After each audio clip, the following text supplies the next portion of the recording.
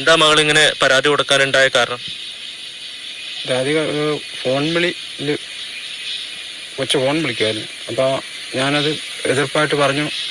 കൊച്ചിനതൊരു ദേഷ്യമായിട്ട് അങ്ങനെ മനസ്സിൽ കൊണ്ട് നടന്നായിരുന്നു. 10 പ്രാവശ്യം അങ്ങനെ കണ്ടായിരുന്നു ഫോൺ വിളിയിൽ. അപ്പം അമ്മയും വിളിച്ചു ഭാഗത്തുമൊക്കെ പോയിരുന്നു ഫോൺ വിളിക്കുമായിരുന്നു. ഇന്ന് ഹതഭാഗ്യവാനായ ഒരു അച്ഛൻ്റെ വാർത്തയാണ്. ആ അച്ഛനെ ഓർത്തിട്ട് വളരെ കഷ്ടം തോന്നുന്നു. ഒരു മകൾ അച്ഛനോട് ചെയ്ത വലിയൊരു ചതി എന്ന് പറഞ്ഞാൽ ഒരിക്കലും ഒരു മക്കൾക്ക് ഒരു മാതാപിതാക്കളോട് തോന്നാത്തൊരു തരം ചതി. ഇടുക്കി കട്ടപ്പനയിൽ സജി എന്ന ഒരു വ്യക്തിക്കാണ് തൻ്റെ മകളിൽ നിന്ന് ദുരനുഭവം ഉണ്ടായി. മകൾ കാമുകനുമായി ചേർന്ന് അച്ഛനെതിരെ കള്ള പോക്സോ കേസ് കൊടുത്തു. അച്ഛൻ പീഡിപ്പിച്ചു എന്ന് പറഞ്ഞതിൻ്റെ പിറ്റേ ദിവസം മുതൽ ഈ കുട്ടി കോളേജിൽ പോവുകയും ചെയ്തു. അപ്പോൾ തന്നെ ഈ കേസ് എടുത്ത വക്കീലിന് എല്ലാവർക്കും തന്നെ സംശയമായി. ഇത് വല്ലാത്തൊരു നാണക്കേട് തന്നെയാണ്. കേരളത്തിലാണല്ലോ ഇതൊക്കെ നടക്കുന്നത്. ഈ അക്ഷരജ്ഞാനം മാത്രമായിട്ട് മാറുവാണ്. പ്രബുദ്ധ കേരളം എന്ന് അവകാശപ്പെടുന്നു. പക്ഷേ എന്ത് ചെയ്യാം, മാനുഷികമായ എല്ലാ മൂല്യങ്ങളും നഷ്ടപ്പെട്ടുകൊണ്ടിരിക്കുകയാണ്. ഇപ്പോൾ രക്തബന്ധങ്ങൾ തമ്മിലാണ് വൈരാഗ്യം.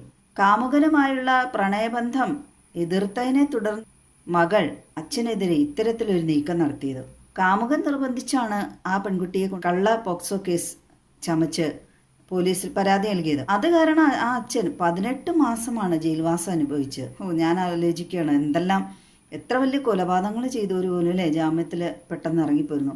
ഒരു തെറ്റും ചെയ്യാത്ത നിരപരാധിയായ സ്വന്തം മകളെ അധ്വാനിച്ച് കഷ്ടപ്പെട്ട് വളർത്തിയ ഒരു അച്ഛനാണ്. കൂലിപ്പണിക്കൊക്കെ പോയി മകള് നന്ദി സൂചകമായി കൊടുത്താണ് അച്ഛന്. ജയിലിലിപ്പോൾ സുഖവാസമൊക്കെ ആണല്ലോ, അതുകൊണ്ട് അച്ഛൻ സുഖിച്ച് ജീവിക്കട്ടെ എന്നൊക്കെ ഓർത്ത് കൊടുത്തായിരിക്കും. പക്ഷേ ദൈവം എന്നൊരാൾ മുകളിൽ കണ്ടുകൊണ്ടിരിപ്പുണ്ടല്ലോ എല്ലാം. ആ CCTV മറയ്ക്കാൻ ആർക്കും സാധ്യമല്ലല്ലോ. ഈ പെൺകുട്ടിയെ കാണാൻ മിക്കവാറും കാമുകൻ വരാറുണ്ടായിരുന്നതാണ്. അപ്പോൾ ഒരു തവണ വീട്ടിൽ വന്നപ്പോൾ ആരാന്ന് വെച്ചപ്പോൾ സുഹൃത്താണെന്ന് പറഞ്ഞ് പിന്നെ അങ്ങനെ വന്നപ്പോൾ അച്ഛന് ഇഷ്ടപ്പെട്ടില്ല. അച്ഛനുമായി വഴക്കുണ്ടാക്കുമായിരുന്നു ഈ കാര്യം പറഞ്ഞ് നിരന്തരം. പിന്നെ പിതാവ് പറഞ്ഞ ഫോൺ ചെയ്താണ് എപ്പോഴും. അപ്പോൾ അതൊക്കെ വിലക്കി. പ്രണയബന്ധത്തെ എതിർത്തതിനുള്ള വൈരാഗ്യം മൂലമാണ് സ്വന്തം അച്ഛനെതിരെ ആ പെൺകുട്ടി ഇതുപോലെ കള്ളക്കേസ് കൊടുത്ത്. ഒരു ദിവസം ഇതുപോലെ കാമുകൻ ഭവനത്തിൽ രാത്രി വന്നപ്പോൾ ഈ പെൺകുട്ടി സ്വിച്ച് ഓഫ് ചെയ്തിട്ടു. അപ്പോൾ അമ്മയ്ക്ക് ഒരു സംശയം തോന്നി, അടുത്തുള്ള വീടുകളിലൊക്കെ ലൈറ്റ് ഉണ്ട്, ഇവിടെ മാത്രം ഇല്ലാത്ത എന്നാന്ന് ഓർത്തുകൊണ്ട് അമ്മ മെയിൻ സ്വിച്ചിൻ്റെ അവിടെ ചെന്ന് ഓണാക്കിയപ്പോൾ കാമുകനുമായി ഈ പെൺകുട്ടിയെ മുറിയിൽ വിവസ്ത്രയായി കണ്ടു. അങ്ങനെ അമ്മയും സഹോദരൻ ചേർന്ന് വാതിലൊക്കെ പൂട്ടിയിട്ട് അയൽക്കാരെയൊക്കെ അറിയിച്ച് അങ്ങനെ പോലീസിൽ ഏൽപ്പിച്ചു. പക്ഷെ അതിലെ രസം എന്താണെന്ന് വെച്ചാൽ അച്ഛൻ ആദ്യം കൊണ്ടുപോയി. പക്ഷേ ഈ ഇത്തരത്തിൽ പിടിക്കപ്പെട്ട കാമുകൻ വെറുതെ വിട്ടു കോടതി. എന്തായിക്കട്ടെ, ഏതായാലും പിതാവിന് എത്ര നാൾ കഴിഞ്ഞാണെങ്കിലും വെറുതെ വിട്ടല്ലോ. പിതാവിൻ്റെ നിരപരാധിത്വം തെളിഞ്ഞു ഈ സംഭവത്തോടെ. മാത്രമല്ല ഈ പെൺകുട്ടി 18 വയസ്സായപ്പോൾ ആ കാമുകൻ എന്ന് പറഞ്ഞ ആളുടെ കൂടെ പോവുകയും ചെയ്തു. കോടതിക്ക് അപ്പോൾ എല്ലാം കൊണ്ടും ബോധ്യമായല്ലോ ഈ പെൺകുട്ടി ചെയ്ത് വളരെ മ്ലേച്ഛമായി. എന്താ പറയുന്നത്, ഒരിക്കലും ഒരു മകളിലും ഒരു അച്ഛനോട് തോന്നാത്ത രീതിയിൽ ആദ്യത്തെ സംഭവമായിരിക്കും ഒരു പക്ഷേ ഇത് അല്ലേ. ഈ പെൺകുട്ടി അച്ഛൻ ഇതുപോലെ ഉപദ്രവിച്ച സത്യമാണെങ്കിൽ അമ്മയോടാണ് ആദ്യം പറയേണ്ടത്, അല്ലെങ്കിൽ കൂട്ടുകാരികളോടോ മറ്റു വേണ്ടപ്പെട്ട ആരുടെയെങ്കിലൊക്കെ പറയുമായിരുന്നു. പക്ഷേ ഇത് കാമുകനോട് മാത്രം പറഞ്ഞു എന്ന് പറഞ്ഞുകൊണ്ടാണ് പോലീസുകാർക്കും കോടതിക്കൊക്കെ സംശയം തോന്നിയത്. അങ്ങനെയാണ് അച്ഛൻ നിരപരാധിയാണെന്ന് കൂടുതലായി ബോധ്യപ്പെട്ടത്. ഇത്രയും ചെയ്ത് കൂട്ടിയ കാമുകൻ ഇത്തരത്തിലുള്ളവനാണെന്നുള്ളത് എല്ലാവർക്കും മനസ്സിലായി.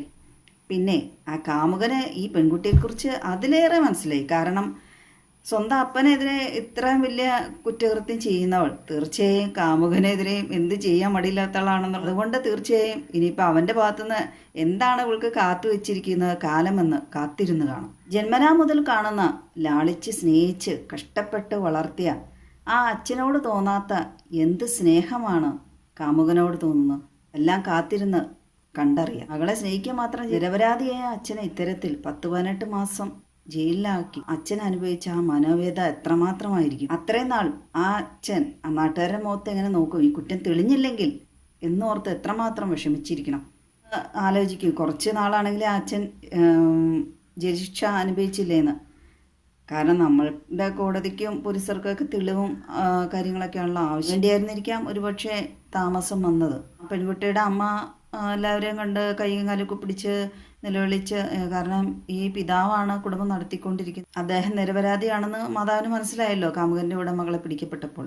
മകളെ ഇത്തരത്തിലൊരു ഉപദ്രവം നടത്തിയിട്ടുണ്ടെങ്കിൽ ഒരു കാരണവശാലും ഒരു ഭാര്യ അത്രയും സപ്പോർട്ടീവായിട്ട് വരില്ലായിരുന്നു. പിന്നീട് എനിക്ക് ആ കേസ് ഫയലുകൾ പരിശോധിച്ചപ്പോഴും പിന്നീട് ഉണ്ടായ സബ്സിക്വന്റ് കോണ്ടാക്റ്റുകളിൽ നിന്നും എല്ലാം ഈ പ്രതി 100% നിരപരാധിയാണെന്നുള്ളത് ബോധ്യമാവുകയായി. നിരപരാധിയായി പിതാവിനെ ഇറക്കിക്കൊണ്ടുവന്ന ആ വക്കീലിനും ഒരു ബിഗ് സല്യൂട്ട് ഉണ്ട്.